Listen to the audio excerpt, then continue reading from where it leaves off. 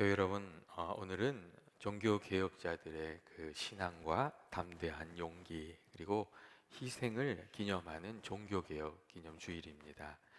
오늘 저는 오늘 말씀을 통해서 우리들이 종교 개혁자들이 보여주었던 그 귀한 정신을 우리들도 이렇게 또 이어가게 되기를 원합니다. 우리가 잘 알다시피 종교 개혁은 1517년 10월 31일 마틴 루터가 가톨릭의 수사였던 마틴 루터가 이 비텐베르그 성당 정문에 95개의 반박문을 붙임으로 인해서 시작이 되었습니다. 그 안에는 가톨릭 교회에서 그동안 주장해 오던 이 면죄부 판매를 비롯해서 연옥의 문제 그리고 교황 제도 등 이 성경에 반대되는 그 내용들에 대한 이 반대의 내용이 거기에 기록이 되어 있었습니다. 그리고 루터가 이 반박문을 붙이면서 이에 엄청난 박해가 시작됐던 겁니다. 루터는 구원이 오직 믿음으로 말미암는다는 것을 주장하면서 이 면죄부 판매를 반대했습니다. 의인은 믿음으로 인해서 사는 것이 아닙니까? 이 구원은 믿음으로 얻게 되는 것이라는 것을 강하게 주장하면서 이 면죄부를 반대했습니다. 죄인들에게 요구되는 회개를 제거하거나 감소하게 하는 면죄부를 파는 것은 죄악 중에 가장 큰 죄악이라고 루터가 이야기를 했습니다. 또한 교황이 이 예수 그리스도의 대리자로서 교회의 최고 통치자이기 때문에 교황이 하는 말은 1.15의 1획도 잘못된 것이 없다는 이 교황의 그 무오설도 이 무오설의 주장에도 이 루터가 반대했습니다. 모든 판단의 절대적인 기준은 하나님의 말씀인 성경이 되어야지 인간의 해석이 되어서는 안 되는 것이라고. 로마 교황도 한 사람의 인간일 뿐이라고. 이 정말 하나님의 말씀인 성경이 기준이 되어야 한다는 것을 강조하면서 이 교황이 절대무오하다는 그때의 주장을 반박했습니다. 그리고 마틴 루터는 당시에 유행했던 많은 성인들의 숭배도 반대하면서 나섰습니다. 당시에는 그 마리아 숭배도 있었고 각 성인들이 참 많이 있었어요. 근데 루터가 이렇게 보니까 이들이 예수님께 기도하고 예수님을 섬기고 예수님을 의지하고 주님을 생각하면서 믿음 생활하는 게 아니라 어려운 일이 있으면 마리아한테 기도하고 힘든 일이 있으면 저 성자한테 이제 가서 빌고 이렇게 신앙생활을 하는 거예요. 그러니까 마틴 루터가 이건 정말 잘못된 것이라고, 이것은 또 다른 모양의 우상 숭배라고 반대했던 것이죠. 이처럼 루터가 가톨릭 안에 있는 잘못된 부분들을 지적했고 부패해 있는 가톨릭 교회를 다시 정상으로 돌리기 위해서 이 95개의 반박문을 붙이게 되었습니다. 그런데 이 반박문을 붙이자마자 그때부터 가톨릭 교회로부터 엄청난 박해가 압력이 쏟아져 나오고 또 시작되었던 것이었습니다. 하지만 마틴 루터는 그 모든 압력과 싸워나가기 시작했고 이 종교개혁을 추진해 나아가면서 엄청난 용기를 담대한 모습을 계속해서 보여주었습니다. 사실 마틴 루터 이전에도 로마 가톨릭 교회의 가르침 중에 성경과 위배되는 것들을 지적하는 이들이 종종 있었습니다. 그런데 대부분의 사람들은 이 로마 가톨릭 교회가 박해를 시작하면 그것들을 다 이렇게 회수하고 말았어요. 그냥 말이나 강연으로 조금 가리키다가 이 교황이 사람을 보내서 협박을 하게 되면 크게 물러서고 자신들의 주장을 다 취소하고 입장을 바꾸는 경우가 대부분이었어요.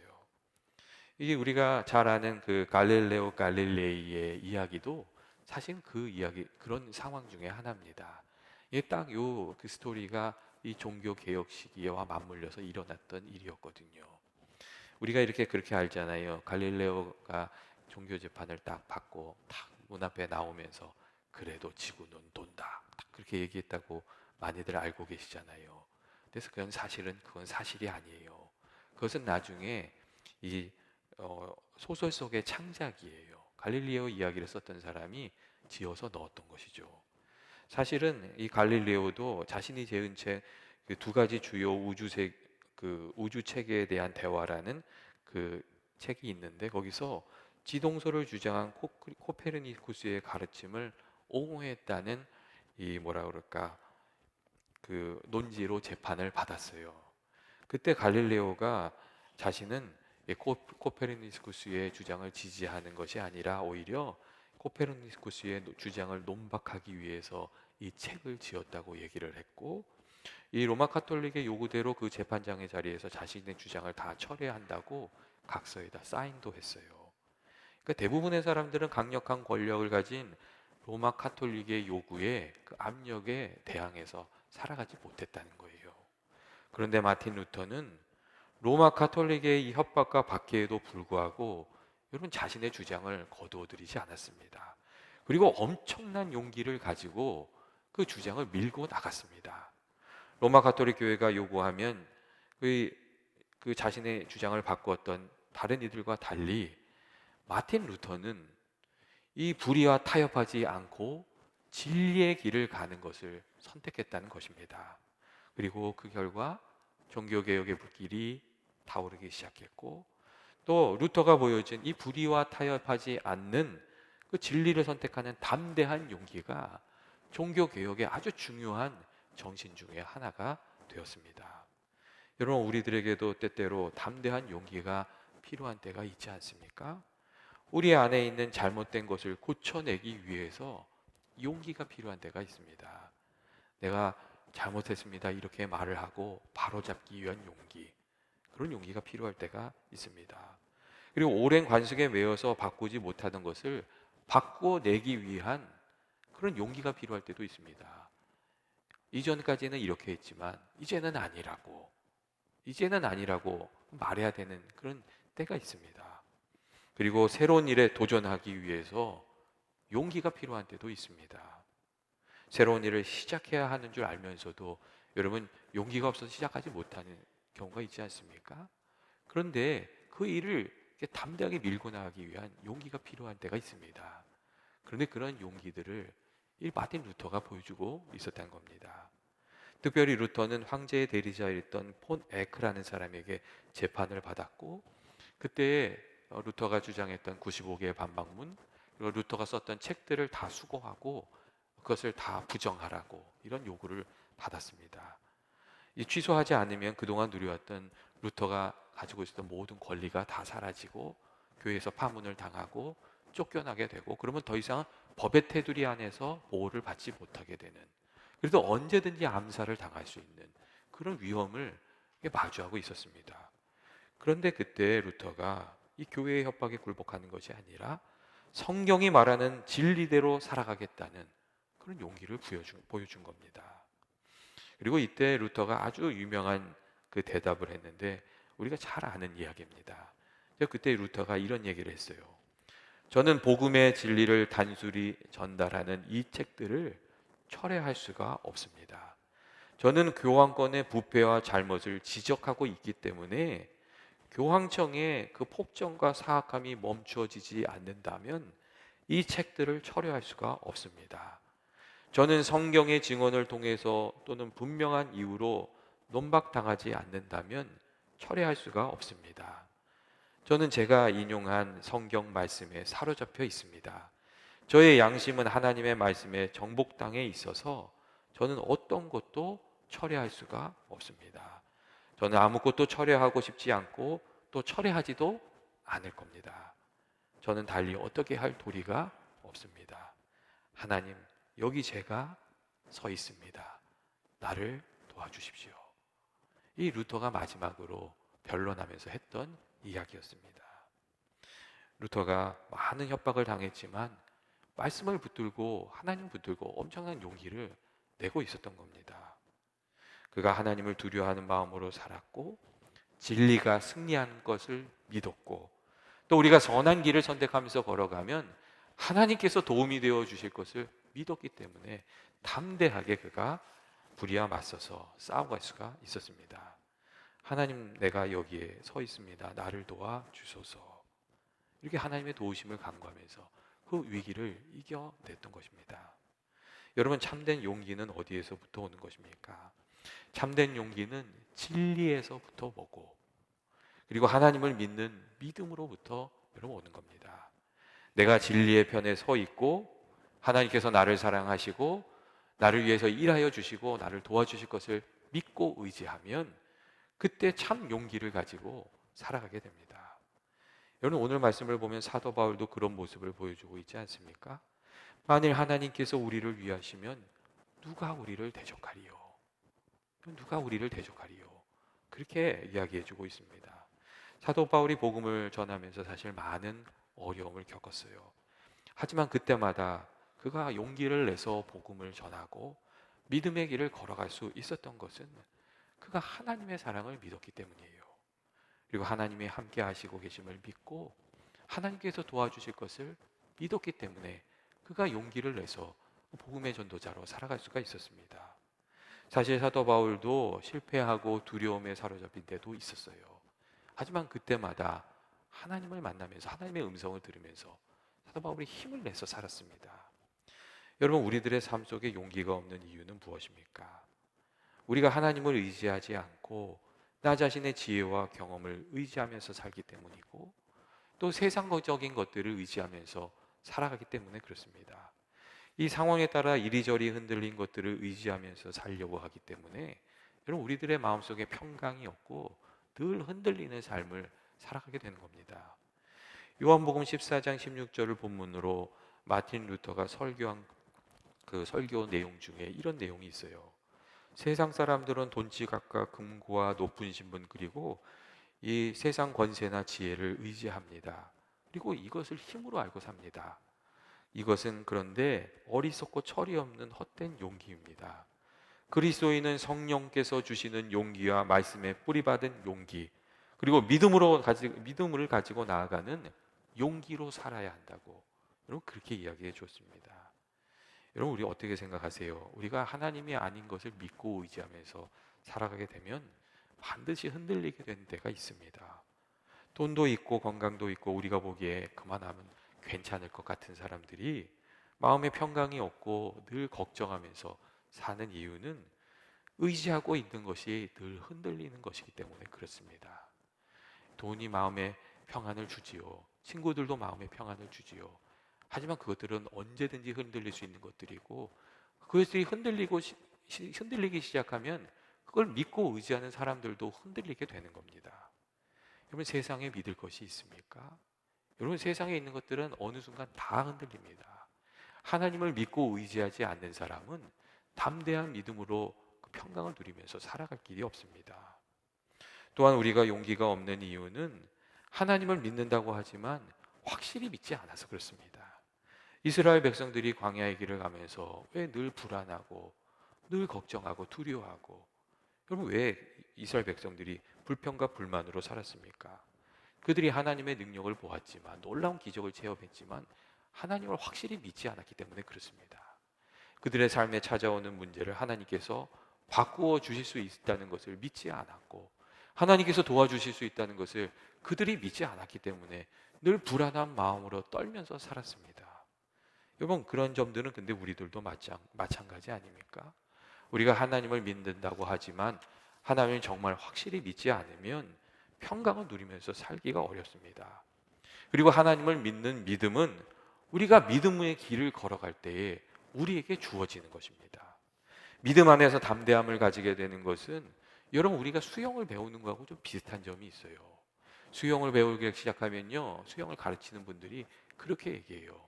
물을 믿고 물에다 몸을 좀 맡기라고 그렇게 얘기해요. 근데 물에다가 몸을 맡기려고 하면 불안하기 짝이 없는 거거든요. 그리고 실제로 맡기면 처음에는 몸이 물속에 가라앉지요. 하지만 조금 기다리면 어떻게 되는 거예요?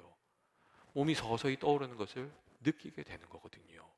그리고 그것을 알게 되면 그때부터는 물에 내 몸을 맡기면서 살아갈 수 있는 거고, 그 안에서 평안함도 누릴 수 있게 되는 거지요. 여러분, 하나님을 믿는 믿음도 그렇습니다. 우리가 믿음의 삶을 살아가다 보면, 그리고 그 가운데 하나님께서 나와 함께 하심을 조금씩 알아가게 되면, 그때는 하나님 안에서 평안을 느끼면서 우리 자신의 삶을 주께 맡기면서 살아가게 되는 줄로 믿습니다.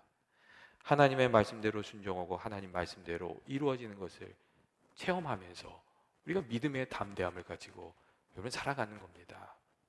여러분, 그 11조의 문제도 그렇지 않습니까? 11조에 관련된 얘기들이 참 많습니다.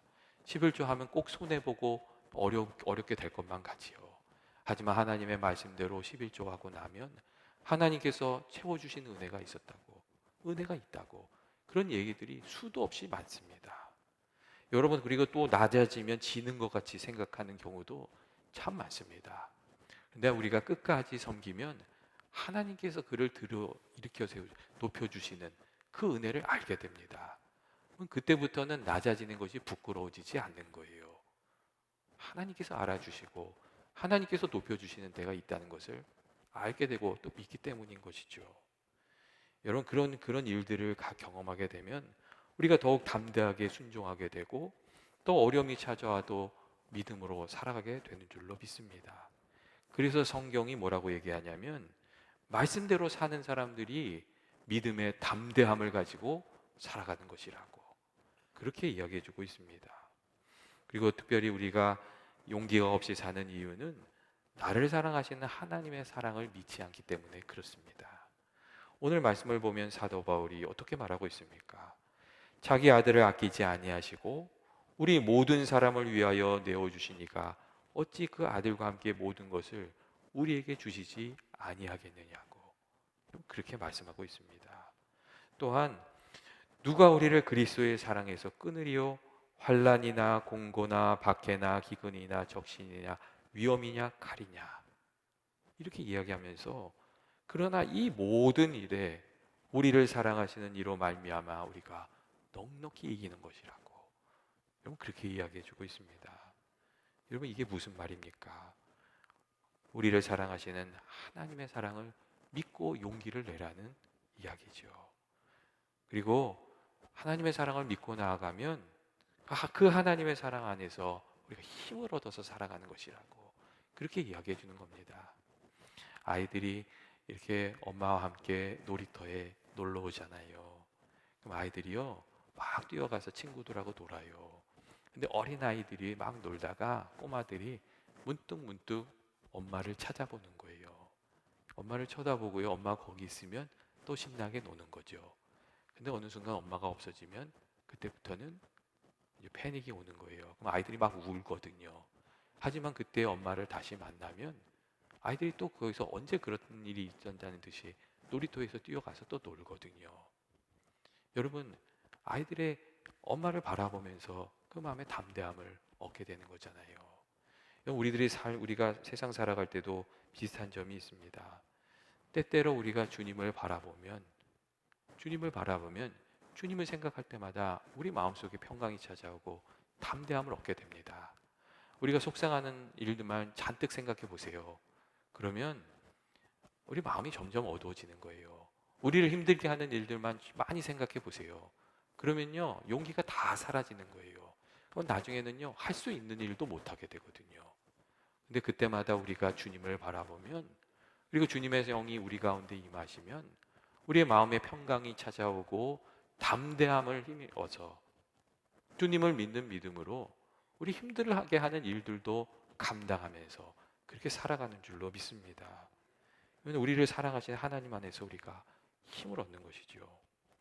오늘 말씀을 보면 사도 바울이 하나님께서 우리를 위하시면 누가 우리를 대적하겠느냐고 환난이나 공고나 박해나 기근이나 어떤 위험이나 칼이라도 우리를 하나님의 사랑에서 끊을 수 있는 것이 없다고 그리고 하나님의 사랑으로 우리가 넉넉히 이기는 것이라고 이렇게 이야기해 주고 있습니다.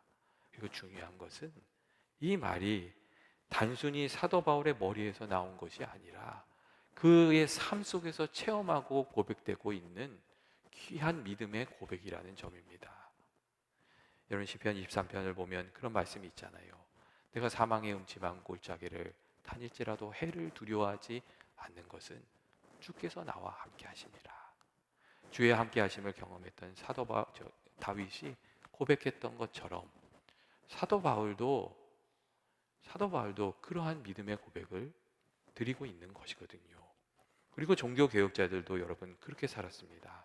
하나님을 믿는 믿음으로 살았고 하나님의 사랑을 힘입어서 어두운 시대를 바꾸어가는 그런 삶을 살았습니다. 진리의 깃발을 들고 어둠 가운데 일어나서 자기 자신을 바꾸고 교회를 바꾸고 시대를 바꾸었던 그런 삶을 살았던 이들이 종교 개혁자들이었습니다. 여러분, 오늘날 우리가 종교 개혁자들의 정신을 이어간다는 것은 여러분 어떤 것입니까? 그것은 하나님의 말씀인 진리의 성경을 붙들고 잘못된 것들은 좀 바로잡고 우리의 삶과 교회와 세상을 바르게 세우면서 살아가는 것. 이게 종교 개혁자들의 정신을 이어가는 겁니다. 우리가 세속 사회 속에서 살지만 세상에 물들지 않고 주의 말씀을 가지고 살아가는 것이 종교 개혁자들의 정신을 이어가는 겁니다. 예전에 어느 목사님께서 이런 이야기를 하셨어요. 그분이 1년에 한두 번 정도 어머니를 찾아가서 용돈을 드리는데, 그렇게 드릴 때는 좀 큰 돈을 드린대요. 잘 모아놨다가 큰 돈을 드리는데 어머니가 그 돈을 받으실 때마다 꼭 물어본대요. 야, 누구야, 이 돈이 하나님 앞에 부끄러운 것이 혹시 아니냐, 그렇게 물어본대요. 그러면서 부끄러운 돈이면 난 받지 않겠다, 이렇게 얘기하신다는 거예요. 어머니가 그렇게 얘기하신대요. 어머니가 이게 용돈을 받으실 때보다 돈보다 더 귀한 가치가 있다는 것을 계속해서 가르치셨다는 거죠. 여러분 어떻게 생각하세요? 세상의 가치보다 더 귀한 하나님의 가치가 여러분 있지가 않습니까?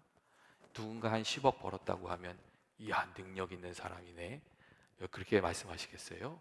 아니면 그 돈이 정말 부끄럽지 않게 벌은 것인지 한번 물어보시겠어요? 여러분, 믿는 이들이라면 한번 물어봐야 되는 것이 아니에요? 누가 이겼다고 하면 이야, 대단하네, 이겼대, 여러분 그렇게만 끝나시겠어요? 그가 정말 바른 길로 바른 방법으로 이긴 것인지 물어봐야 되는 거잖아요. 믿는 이들은 그렇게 살아야 되는 줄로 압니다. 하나님의 말씀대로 말씀의 기준을 가지고 살아가야 하는 것이죠. 여러분, 우리들의 삶 속에 여러 가지 일들이 많이 있습니다. 하지만 오늘 말씀은 하나님께서 우리를 위하시면 누가 우리를 대적하겠느냐고, 우리가 말씀대로 바르고 정직하게 살려고 하면 하나님이 우리를 도와주시는 것이라고, 그 믿음을 가지고 살아가라고 우리에게 이야기해주고 있습니다. 종교 개혁자들이 말씀을 붙들고 살았던 것처럼 진리의 말씀을 붙들고 살아가는 저와 여러분 되시길 주의 이름으로 축원드립니다. 같이 기도하시겠습니다. 사랑과 은혜가 많으신 하나님 아버지, 오늘 종교개혁주의를 맞이해서 하나님 앞에 저희가 예배합니다. 아버지께서 저희들 마음 가운데 말씀과 성령으로 늘 찾아와 주셔서 아버지, 이 주의 진리의 말씀을 붙들고 살아가는 저희들이 되게 하여 주옵소서. 우리들의 삶에 여러 가지 어려움이 있을 때에 또 주의 사랑을 기억하면서 용기와 힘을 내서 살아가는, 용기와 힘을 내서 믿음으로 살아가는 저희들이 되게 하여 주옵소서. 예수님의 이름으로 기도합니다. 아멘.